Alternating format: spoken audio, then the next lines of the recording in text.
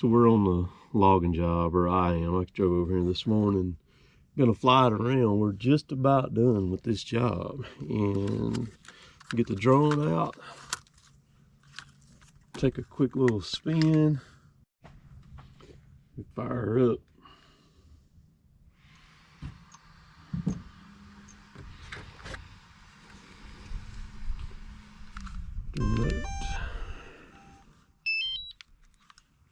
It takes just a second to lock on the satellites.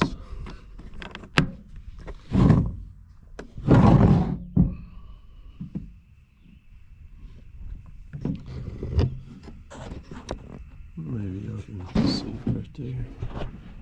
Loosen this up a little bit.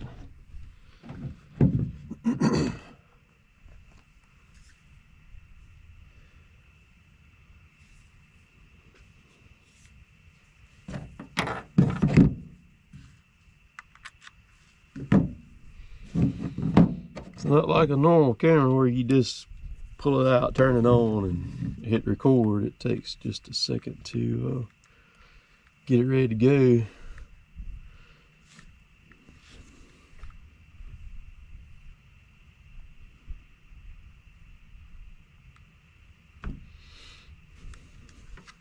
Okay.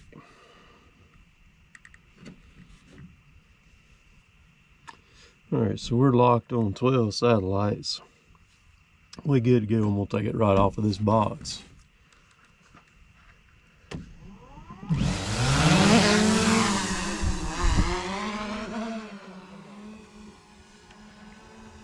So I can see everything it's doing. It's relaying everything right back to me. We'll go on up fairly high, get a good bird's eye view of it, of what we got going on. See, I'm gonna flip this thing up in sport mode, where to get on up about 40 or so miles an hour, and we're gonna go all the way to the end of this track. So we're up and running. We're gonna run toward the back of the track here. See what we've cut. Just give a good quick glimpse of things. You can see the trees that are straight in front of us right there in a line, and any of them that you see that are like that, we leave those trees, and we leave them because it's called an SMZ zone, Stream Side Management Zone. And it protects the stream, gives it shade. It also is a major erosion control for the water coming off as it comes off and runs into these creeks. It helps keep all of that intact, because over time that stuff washes off, and it kind of fills it in, and then it makes it shallower and shallower, and then it, it just kind of changes the course of how the creek runs there. But that's why we do that. And it also is it's a good habitat thing. Animals, it provides a shade down in there for the creek where the little fish and tadpoles, all that stuff like that, can thrive down in there, and they're not out in the blistering sun. But biggest thing is erosion. You see the cut line on the left, we don't like, but just a little bit on this track. Probably toward the end of the week, this week, we will be should be wrapping it up. They are calling for storms to come back in on Wednesday, and we'll have to see how that goes. Kind of a carbon copy of what happened last week that we dealt with there. You'll notice here, I'm about to turn the drone to the left some. You'll notice the neon green leaves coming into view right there. Those are all poplars that are leafing out. An interesting fact, I was looking at some video footage that I shot exactly 2 years ago today in 2020, and we are about 2 weeks ahead of our foliage or about 2 weeks behind on our foliage right now, excuse me, because 2 years ago everything was fully leafed out already. We've still been having quite a few cool nights. It's kind of kept it from coming on out, but normally by the 1st of April, everything is completely greened up here and ready to rock and roll. But this year here, it's a little bit slower. This is what we've got to cut. You can kind of see as I'm backing the drone up just a little bit and spin it some. So all them other trees are going to be like hickories and some other species, oaks and things. They're a little bit slower than the poplars are. The poplars seem like they're kind of the first one to green up. The pollen is in full blast here now too. It's all the pines have pollen pods all over. You can see the cut line still on the right hand side of the road. The cut line on the left will match the cut line on the right. The gate is just right there at that cut line. And that's where we're going to stop cutting at. So we're about done here. So I give you a quick bird's eye view of the job. Derek has another final drive that is started leaking on this thing, or was the other day. I'm not sure which one. Boy, you could smell it too. I still smell it a little bit, but not like I could the other morning. Boy, it was bad. So that new processor, it's a Tiger Cat also. It's identical to the one that we ran last year about this time. The 855 that Kevin got all set up. It had the 624 head on it, and that's what this one's got on it, 624 head on it too. And it's been up at the shop now about a month or so, I guess. Maybe going on 5 weeks now. There's a 630 grader. My loader, somebody came in here. I always look for tracks. Anywhere I go or anything, I always look for tracks. That's not none of ours. Those are some big mud grip tires they pulled in right here. Could have been a turkey hunter. So they pulled all the way up to right here, and they may have sit right here and listen or something. Always look for that stuff, man. Yeah, because you never know when somebody's out to do something, mess with your equipment or something like that. I always check it over before I crank it, you know, and everything. But so this old girl here, of course, this is the current processor. Got it early February of 2008, and she's been a good one, and still works and rolls and runs the heck out of trees. Got the 624 head on it too, and of course that's what the new one's got on it, 624.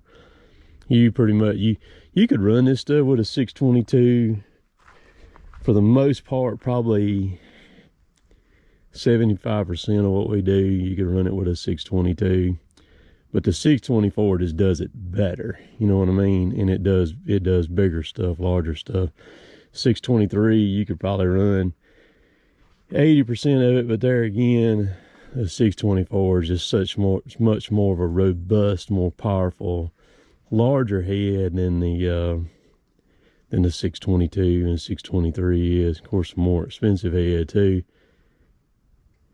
But this one has served us well. The John Deere, the swing machines, these are basically Hitachi machines, Deere Hitachi specialty products, DHSP. They had a partnership. Deere's had a partnership with Hitachi for years, and that has kind of dissolved in this past year. But they're still going to work together on stuff. I mean, Hitachi, Deere struggled on building the excavators years ago, and Hitachi builds, I don't know, they probably build 20,000 machines, excavators a year. Hitachi does, and so they got the hydraulics figured out and stuff like that. So Deere decided to have a partnership with them, and that's who was building all the Deere's excavators for years up till, like I said, last year as they dissolved the partnership. But again, they're still going to be working together on stuff. It's not a complete, you know, like what I would say a divorce or anything or nothing, but out of that partnership came this stuff here, the forestry machines. There was no like specialty type forestry machine. It was like beefed up, you know, and that's where this was birthed from. Dave McFarland was a big input in his team on getting that off the ground and getting it going. This machine was a really good machine. They started out, they were yellow at first when DHSP were first building them, and then they swapped and started painting them green. This was a really good one. It's got it's got some things on it, like those seals on the return manifold back there are wonky. They ain't worth a darn. And the electric motor fan that goes on the auxiliary hydraulic cooler on it, which is right over there on the side, it ain't worth a darn. And that thing cost about $1,000 for that fan, and it just won't hold up. But overall, I mean, you cannot complain about what we've gotten out of this machine or that one over the years, because I've got that one's pushing, I think it's toward 23,000 hours on it now, and this one's the same way. This in here's got a few more hours, because we got this one February of 08, and then this one in October of 08, shortly thereafter. And it's kind of one of those deals where it was a have to, because to make the processor work, you've got to have a loader that is mobile. It'll work with a trailer mounted loader, but it don't work very well at all. And so it'll be interesting to see how the Tiger Cat holds up. Keep your fingers crossed, because you never know with this stuff, man. This darn logging equipment, you can buy two machines, and one of them, it's the same time. They were built at the same time. One of them will be good, and the other one will be junk.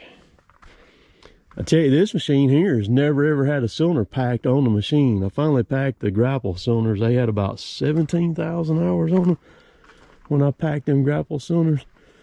The stick boom has just started seeping some out of it right there. And if that has to be packed, that'll be the first one on it to be packed. Put one engine in it. We've put one engine in that thing. We still hadn't never put an engine in the 635 yet. It's still, Cummins is still ginning in it. So again, you can't complain about these. These have served us well, and